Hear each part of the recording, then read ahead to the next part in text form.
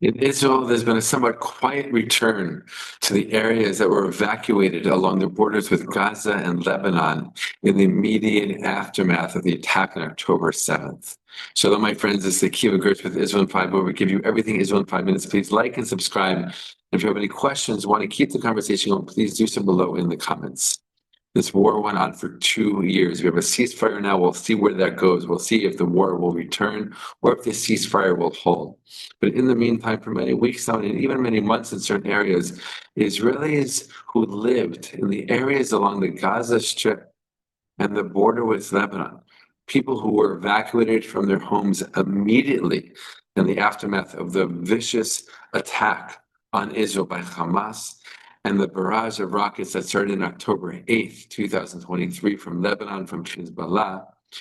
These people lived out of their homes, away from their homes, in different homes, in hotels for so many months, some of them way more than a year.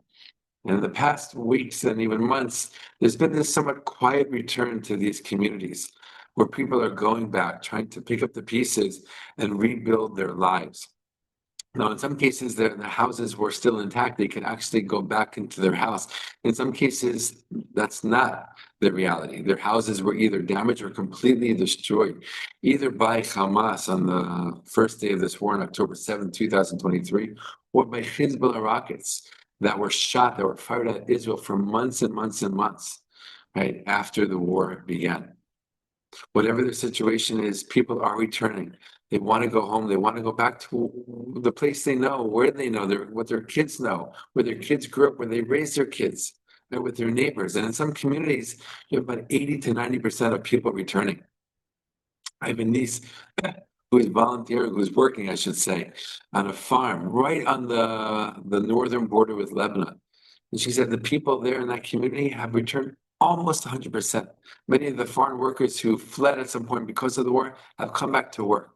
They still hear the booms of the IDF targeting Hezbollah, terrorists on the other side, but they know that it's us and not them. There's no more rockets.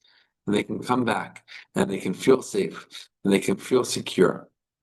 Right? They don't feel that threat anymore. It took a long time to get to this place. On the Gaza border, right, inside Israel, those communities that line the Gaza border, I've seen it with my own eyes that they're rebuilding brand new homes, right? So many homes in certain places like Kfar Aza and Be'eri and other communities. So many of the homes were destroyed on the first day of this war. And it's incredible to see rebuilding projects taking place, brand new homes being built for these people to move into, right? So that they can come back home and rebuild their lives and rebuild their community. And there's so many volunteers, so many young volunteers, especially going down to these communities to do whatever they can, fix up, paint, plant gardens, plant landscaping around the communities to bring life back to these places. These places were untouched and not taken care of for almost 2 years. I went into Kfar Aza about 9 months or so into the war, and it literally looked like the way it looked on October 7th. Right? Houses destroyed, debris everywhere. The place wasn't being taken care of course, because there were other priorities, right? People had not yet moved in, and the war was still going strong at that point. But now that the war has stopped, and now that the ceasefire has been put in place, and now that Hezbollah for a long time has been firing at Israel from the north, right? The time has come in it, and it's been happening for, again, many weeks and months. The time to rebuild, the time to come home, the time to start again, the time to start over. Right? It's not going to be the same for many of these communities, especially along the Gaza border, who lost so many of their community members on October 7th. But so many of them still want to come back and rebuild and not give in and not give up. And they feel like they're going back to their communities is the biggest sign, show of strength that they can possibly share with the enemy and with the world.